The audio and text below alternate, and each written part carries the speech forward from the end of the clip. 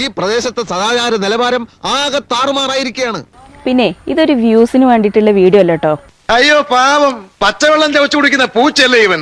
ഒരു ഗുരുതരമായിട്ടുള്ള മാനസിക സാമൂഹിക പ്രശ്നത്തിന്റെ വിശദീകരണമാണ്. ഇതൊരു സന്ദർഭമാണ്.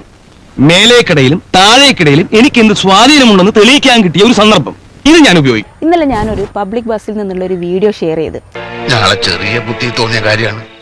എന്തിനു വേണ്ടിയാണ് ഊതിപ്പെരുപ്പിച്ച് ഇങ്ങനെ ഒരു കേസ് ഫ്രെയിം ചെയ്യുന്നത്? എന്താന്ന് വെച്ച് കഴിഞ്ഞാല് ഒരാള് മനഃപൂർവ്വം എന്റെ ശരീരത്തിൽ സ്പർശിക്കുന്ന ഒരു വീഡിയോ.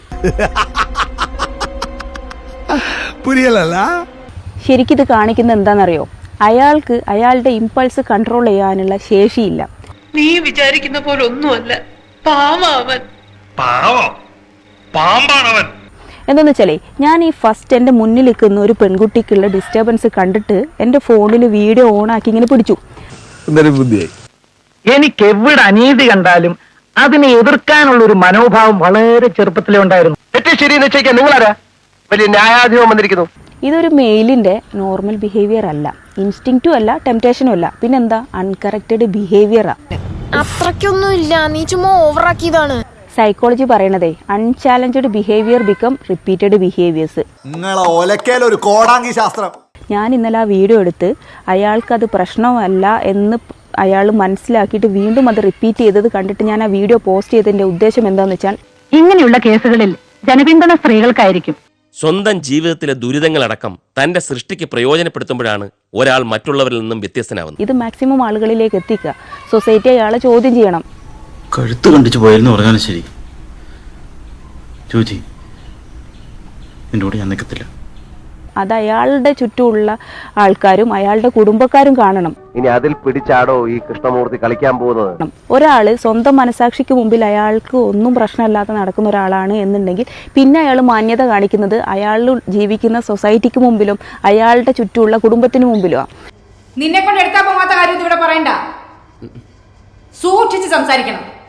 അപ്പൊ ഈ കുടുംബം അത് അറിഞ്ഞു എന്നറിയുമ്പോഴും സൊസൈറ്റി അത് അറിഞ്ഞു എന്നറിയുമ്പോൾ മാത്രമാണ് ഇവർ ഈ ബിഹേവിയർ ചേഞ്ച് ചെയ്യാൻ പോകുന്നുള്ളൂ. വീട്ടിലൊരു മുഖവും സമൂഹത്തിൽ മറ്റൊരു മുഖവുമായി നടക്കുന്ന ഇത്തരം മാന്യന്മാരുടെ മുഖം മൂടി വലിച്ചു കീറുകയാണ് വേണ്ടത്. കീറാൻ വളരെ എളുപ്പാ, പക്ഷെ അത് തുന്നി ചേർക്കാൻ പാടാ. ഷുക്കൂർ വക്കീലും കൃഷ്ണ വക്കീലിലും ഞാൻ മോശക്കാരനായി, പക്ഷെ ഞാൻ നല്ലവനാണെന്ന് പറയാനും കുറച്ച് ആൾക്കാരൊക്കെ ഉണ്ടാകും സാറേ. സാമൂഹിക മാധ്യമങ്ങളിലൂടെ ദൃശ്യം പ്രചരിച്ചതിന് പിന്നാലെ യുവാവ് ജീവനൊടുക്കി.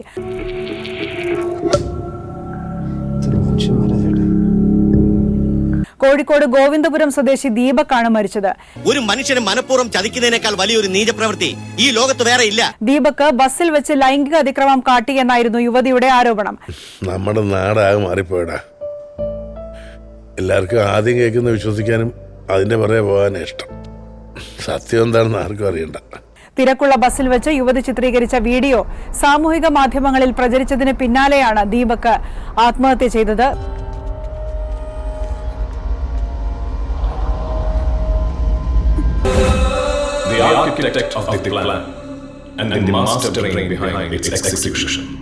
ഒരു ബസ്സിനകത്ത് നിങ്ങൾക്കൊരു പ്രശ്നം നേരിട്ട പെണ്ണുങ്ങൾക്ക് എസ്പെഷ്യലി ഇഷ്ടം പോലെ ആളുകൾ ചോദിക്കാനുണ്ടാവും.